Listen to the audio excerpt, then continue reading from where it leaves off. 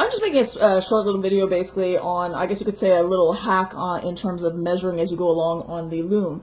So let's say, for example, right now I'm doing a hospice blanket. I need this hospice blanket to be 60 inches long. And so, again, as you're wrapping it around the apron, that becomes a problem. And everybody has a different way of doing things. I've seen people use actual measuring tapes. I've seen people use piece of bias tape, for example, and then they mark it as they go along. I happen to enjoy going to IKEA, and from time to time I need to measure, use one of their measuring tapes in IKEA, for example, and basically, you don't throw it out at the end. I just end up bringing it home, and I end up pinning it basically along. And so as I start obviously at the 0 mark, as you can see right now, I'm at the 14-inch mark for my blanket.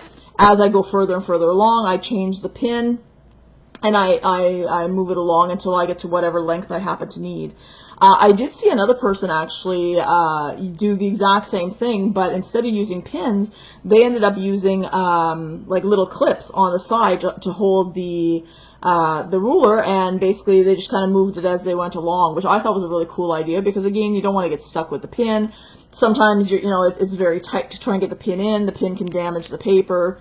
So at some point, this paper, this ruler becomes not usable. I can use it for several projects, and usually by that time, I've gone back to IKEA to look for more furniture or more something else that I've required a ruler for. So I've also actually had other friends that do go to IKEA for whatever reason, and they're measuring stuff, and they don't know what to do with the ruler. They just want to throw it out. So I always tell them, keep it for me, please, and I take it off their hands so that we can repurpose it instead of throwing it out. So again, hopefully that helps, and have a great day.